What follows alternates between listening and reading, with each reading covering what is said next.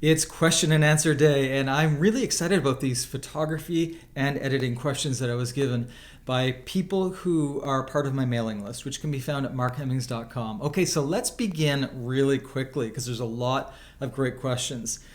Jim, you ask, how long should the intervals be for time lapses? How do I get the right exposure to take a great time lapse from day to night? I get the shot set up towards the evening, but by the time it gets dark, the frames are way underexposed. Okay, Jim, well, this happens to so many people when they're first starting out with time lapses.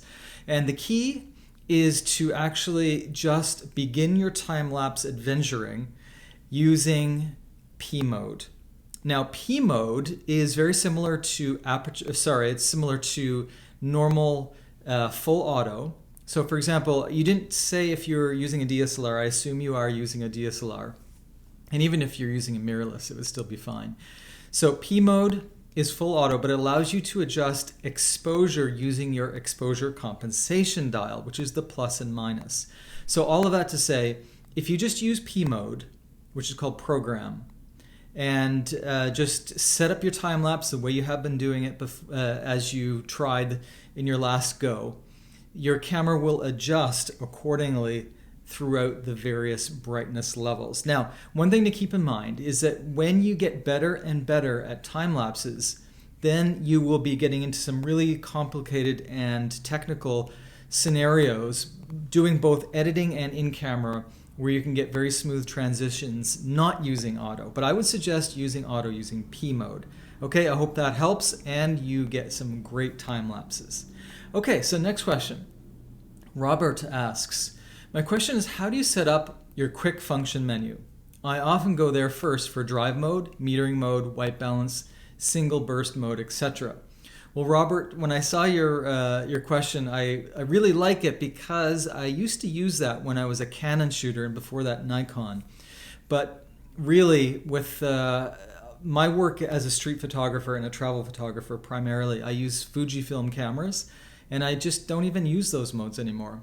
I have my dials on the tops of my cameras, so I have shutter speed, ISO, and aperture as manual dials, and I just don't use anything else. So I apologize, I don't have much of a good answer for you on that one, but for my style of photography, I don't use them.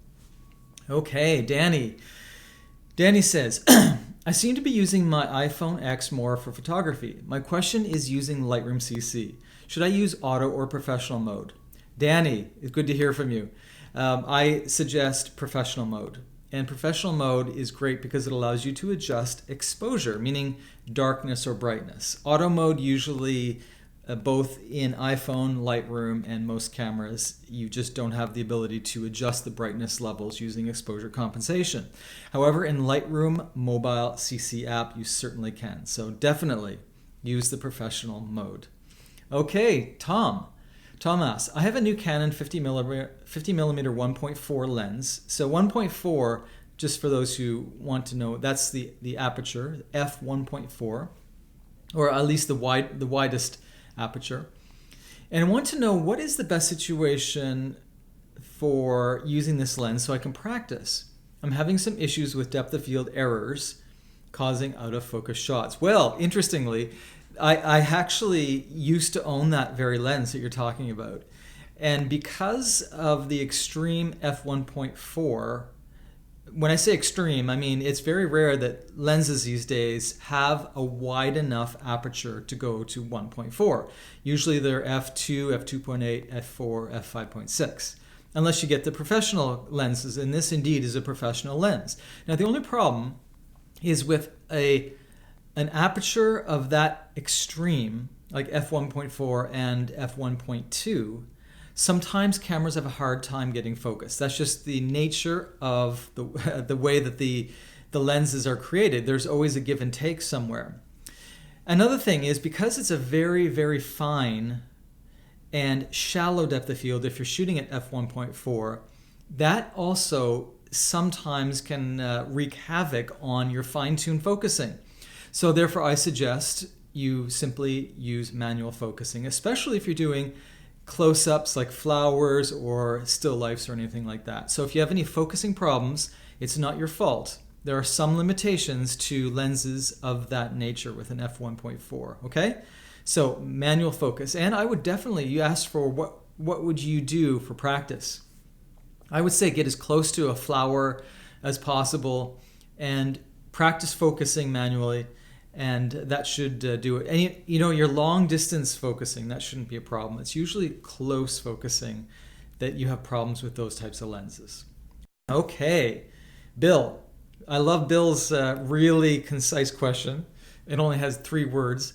D810 or Z6? Excuse me.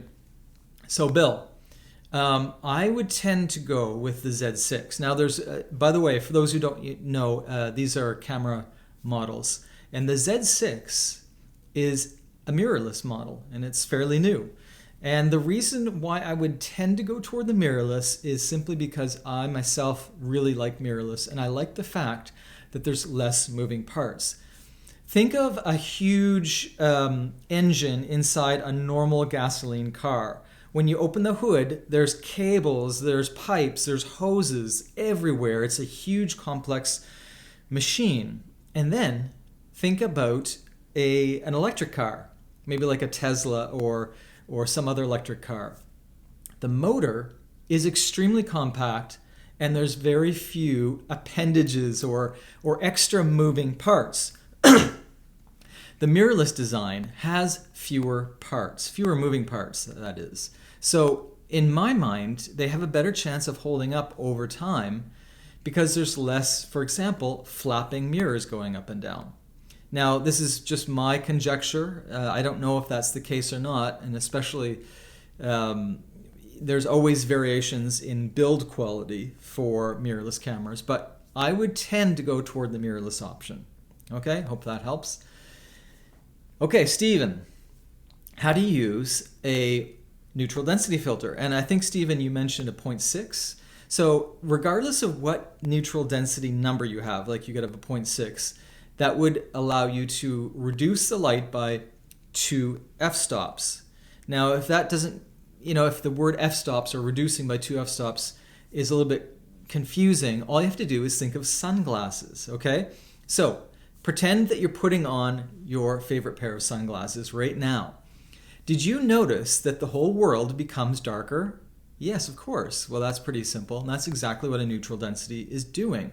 So this ND filter, neutral density filter, is simply making it harder for light to get into the camera, meaning it slows the light down, and which actually in turn results in a longer shutter speed.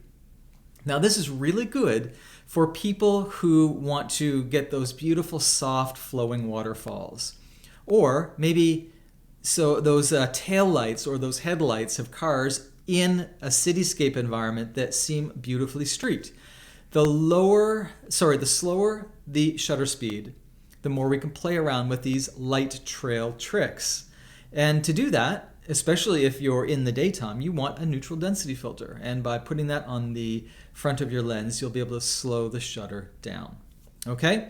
So your question, how do you use it? Well, you just turn it on and, screw it on and find an object that you want to make blurry. We call it motion blur. Now, if you don't want to have any motion blur, then don't use it.